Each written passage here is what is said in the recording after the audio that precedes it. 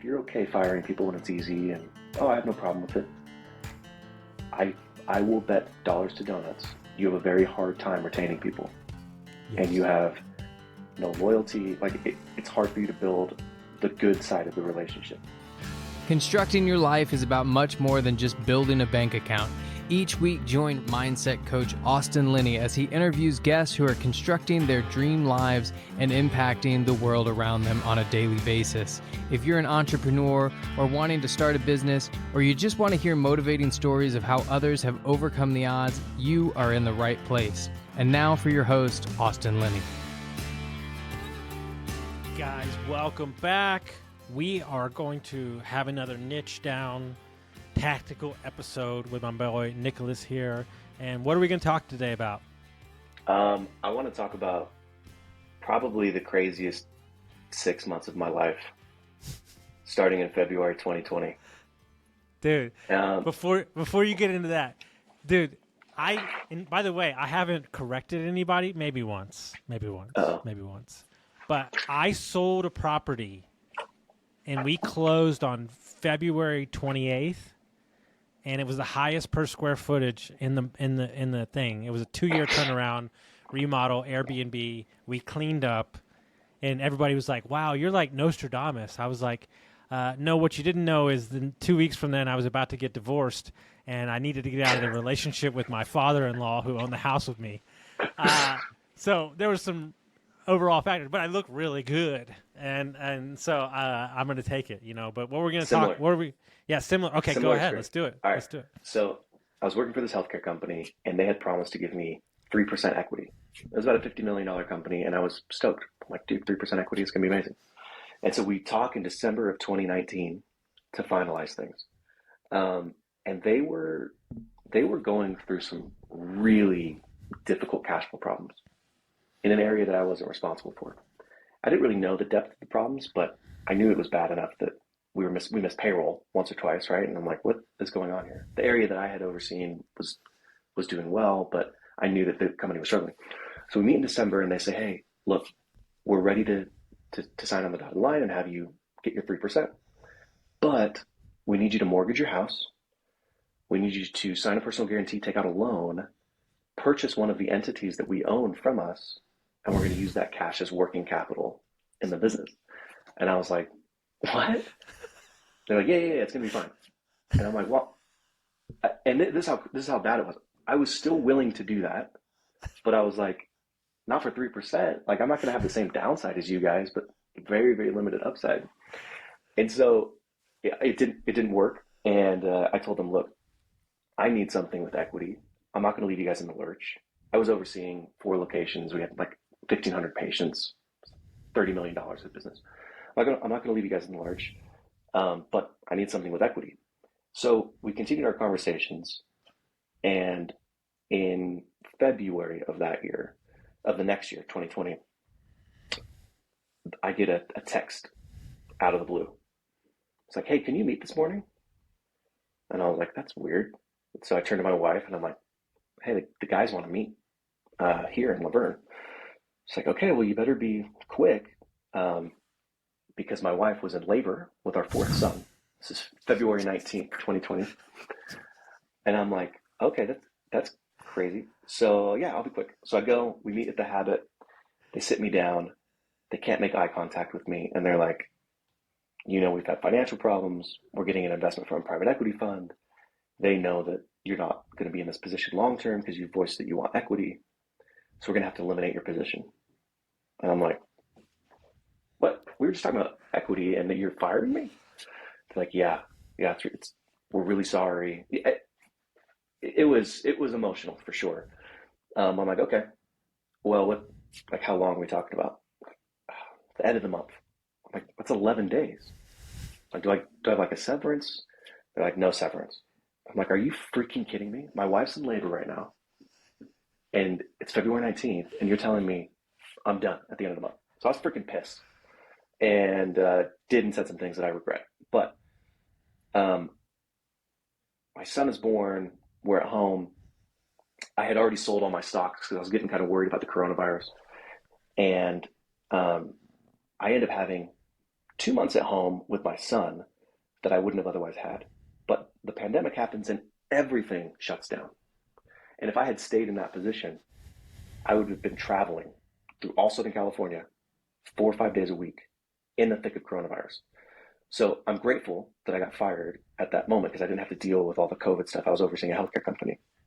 But the other thing, but what it did was it gave me some time at home, but also to find and close on a business. So I start reaching out. We decide we're not going to live in Southern California anymore. We want to move to Idaho. I find this medical billing company in Idaho. And I start talking to the seller.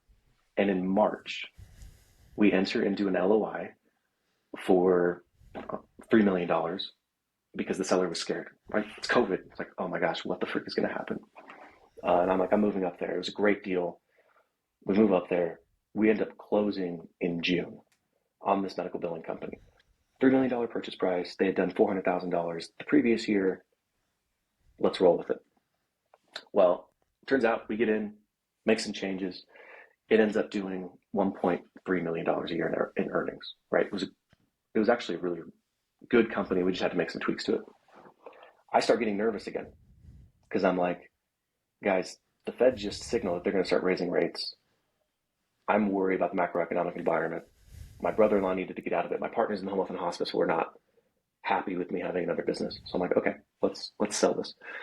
And we sell the business, or we put the business on the market. We start having conversations. We talk to this private equity fund, and they're like, we'll give you $7 million for it. I'm like, okay, where do I sign? This is June of 2022, right? Mm-hmm. So we end up selling the business. And obviously you've seen everything that's happened since June of 2022. But I look back on that experience and I'm like, I got so freaking lucky because I entered into a purchase price at the scariest time of March 2020. Mm-hmm. And I sold the business at probably the most inflated time, June of 2022, in terms of asset prices. And I made out like a bandit. Do I think I'm smart? Yes. Do I think I work hard? Yeah. Mm-hmm. But was I lucky? 100%. Well, yes, I will grant you yes. Okay.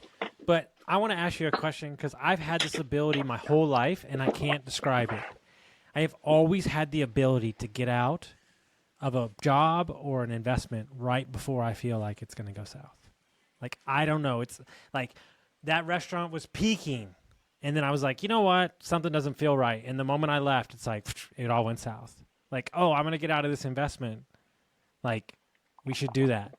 Like, yes, I get that there's some luck in that. But there is, you had a different feeling, right? But there is some sort of feeling when it comes to business. Like maybe tailwinds or like you're seeing, okay, well, that's going to be interesting. Like, I don't want to do that. Like here's my frustration, right? You're saying you got lucky. But how many times are people justifying the newspaper business when it's been going downhill for 20 years? So we're going to make a comeback. You know? Like, so is it luck or is it is it cold facts? Is it honesty with yourself? Yeah, I have this theory. You ever heard Elon Musk talk about we live in a simulation? Mm-mm. No, okay, so he's like, it's possible that we live in the Matrix, that all of this is just a simulation. And honestly, philosophers have been talking about this for hundreds of years. They're like, how do you know reality is real, blah, blah, blah. But I look at things and I'm like, all right, if Austin, you had 100 chances to live your life, right? 90% of those chances are going to fall within this kind of curve of distribution. You're going to be moderately successful, right? But you're going to have these tail cases. 5% of the time, you probably kill yourself because you overdosed, right? Or did something really stupid, got in a car accident. Mm-hmm. The other 5% of the time, you become a billionaire. But again, not because of anything you did in particular. It's because you moved to Palo Alto on a whim, or you met some guy named Mark Zuckerberg at a party somehow. You know what I mean? Like, you were put in the right place at the right time. So do I think that generally I would be successful in kind of any setting that I'd be placed in? Yes. But I think the magnitude of your success is really dependent on those moments that you don't know how to recognize in the moment, right? And we call that luck. We call that timing. So for me, that's how I think of it. I don't think I'm lucky just to be where I am, period. But I do think the magnitude of some of those swings is luck. Guys, let me take a minute to tell you about my buddies over at Lead Hub, Ben and Aaron, the best humans I know. Not only are they amazing at marketing for trade companies, but Ben started his HVAC company in his garage, sold it for multi-million dollars. So when this guy talks, I listen. When we took over Deets Mechanical, we had 22 reviews in 22 years. In 7 short months, we went from 22 reviews to 107. We went from a 4.2 to a 4.7. We tripled our Facebook presence and we tripled our calls. If you're an HVAC, plumbing, electric, landscaping company, and you're looking for a no BS approach to marketing, you're looking for people who have done it before, you got to go to leadhub.net. I had a similar situation happen to me about getting fired. Similar thing, equity, the whole nine. And it took me, because I did some things and said some things that I wish I wouldn't have said as well. And I'd be lying if there isn't a small percentage of me that still feels those things. I'm still working through it, moving on from it, and I have for the most part. Yeah. But I was doing some woodworking one day. I was doing something at my house or something, and I had an epiphany. And in the moment, it's impossible. It's really hard to see this. But sometimes the universe gets you out of a situation to make you available for another situation. And it's really hard to be okay with that. But it's amazing how many times that's happened in my life. And what I also realized, especially in the last month, is that it's also going to twist you so hard and literally hold you underwater so long to remove the people in your life that aren't signed up for the same mission. And it's super hard, right? Because, look, I'll play devil's advocate. Just from a human point of view, okay? Those 2 guys that came and laid you off, I would have had a check in my back pocket knowing that your wife is in labor. Even if the private equity firm said no severance, I would have gave you something. Because that's who I am, right? They didn't, and you sold your company 2 years later, who knows where they are, right? It doesn't really matter. But we forget that maybe we have to make some tough decisions, but don't forget that there's another human on the other end of that line. And I think that's where I have a big problem in business, is that there's a lot of people saying they're people first, saying they care, but when it comes down, they're sure as hell going to save their skin. They're not going to save yours. Yeah, there were other experiences I had over the last few years, but for me, that's been probably the biggest takeaway is I love it. I've been on the other side of the table now from where those guys were. Mm-hmm. And I said all the right things. Mm-hmm. Oh, no, I don't, this isn't more important to me than our relationship. Money, you know what I mean? Like, oh, the business will never disrupt how we feel about each other. And then when you're in the moment and you're sitting across the table from somebody and you're having to make these difficult decisions, you have a choice to make. Do I do what I said I was going to do, or do I now understand kind of why people change and why they make different decisions? Dude. And for me, I did what I said what I was going to do. And so now I have this like inner confidence where no matter what happens, I know how I'm going to act.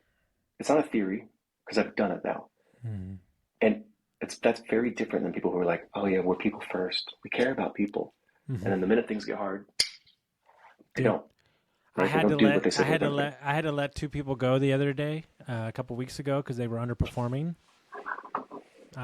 I threw up. Like, I left the office. Like, I fucking hated it. But the team's better. They weren't performing. They'd been talked to multiple times. I want to save everybody. But here's what cracked me up. Is that same person that was upset that I let him go got a job offer from somebody the next day that my guy set up, the guys that he worked with, and he didn't show up to the job interview. Well, then I stopped caring. Because I was like, how many times can you give people an opportunity, right? Doesn't mean I'm still okay with it. Doesn't mean I'm still happy about it. But don't don't call out your boss. Don't be upset with somebody until you've sat in their shoes and had to do it. Yeah. It doesn't matter who it is. It's never fun. Well, and now that I've sat in their shoes, I still wouldn't call them out. I'm like, Yeah. I get it. Like, I understand the position that you were in. I don't agree with it. I wouldn't do it. But I'm not going to sit here and say, like, you're an evil person, you're stupid. How could you do such X, Y, and Z? They're hard. I mean, those are really hard to see. Like, firing somebody sucks. If you ever get to the point where it's easy, like, Dude, you're in the wrong business. if you got to the point, like, remove yourself from the business because you flipped over to the other side. like, it is not fun. And unfortunately, sometimes you have to make those tough decisions. And I'm upset about it. Well, yeah, I'm glad you are, because if you aren't, then we got to have another conversation about how you have no emotion in your body. Yeah. If you aren't upset about it, something is wrong with you. And that does not bode well for your future. It doesn't. It does not. No. I feel very sorry for people close to you in your life. No, 100%. Because go ahead. The other side of that coin is, if you're okay firing people when it's easy and, I have no problem with it, I will bet dollars to donuts you have a very hard time retaining people. Yes. And you have no loyalty. Like, it's hard for you to build the good side of the relationship if it's so easy for you to sever the relationship, right? Like, and that's the good with the bad. That's the upside of the downside, where if you can build good relationships with people, you will have very successful businesses. No, but dude, that makes firing people much more difficult. Well, perfect example is that this relationship, right, between you and I, we may never be in business together. We may never do other things. But the lesson that took me way too long to understand, because I was the guy with the gasoline can in my 20s, is you never know. You never know when this world circles back around. So for the life of me, for the last 7 years, I don't burn any bridges anymore. You never know. You never know where it comes back around. And so unless they provoke me to turn into somebody that I don't want to be, and I have to, get, where I need to go, I never. And I try to give them a clean out, because you never know, right? Because think about it this way. I was a drug addict and alcoholic. I'm not saying I was a terrible person, but I've made some changes. And there's some people that have taken some chances on me that 10 years ago wouldn't have. So nobody knew that I was going to change. So, like, I give everybody the same opportunity. I'm the same way. I'm never going to be the first one to burn a bridge. Now, I may respond to someone who I think's acting like an idiot, but it's not worth it. It's just not worth it for your own self. Forget about the business. Like, it's not worth it for you to have to carry that baggage for the rest of your life. No. I had a mentor. It's funny, he actually called like 2 days ago. I hadn't talked to him in a couple months. I had a mentor screw me over out of a job. Like big time. Like, I changed my life for it. He pulled the job the day before. I was supposed to do the job. I had to uproot my whole life again. Wow. And for a month I carried around that fucking visceral anger. And I called him one day and I said, "Hey man, look, no part of me tells me that you handled this the right way, and I'm still upset with you, but I forgive you." And he said, "Holy fuck." He goes, "I haven't slept in like a month." He goes, "It's been eating me alive." He goes, and I'll apologize for it for the rest of my life. I wasn't in a good mental space, and I didn't feel I could take you on. But I said, "Hey, put it down. Put it down." Yeah. And what I realized in that moment, I gave him a gift, but I also gave me a gift. I could move on with my life instead of rehashing it over and over and over again. Yeah, I wish I learned that 20 years ago. I think we all do. Guys, I love this stuff. We never know where it's going to go. Share it with a friend. If they want to follow you, man, they want to reach out to you, how would they do that? Yeah, co-founders Nick on Twitter. I love it. Guys, send it to a friend. Rate us and review us. We'll see you next time.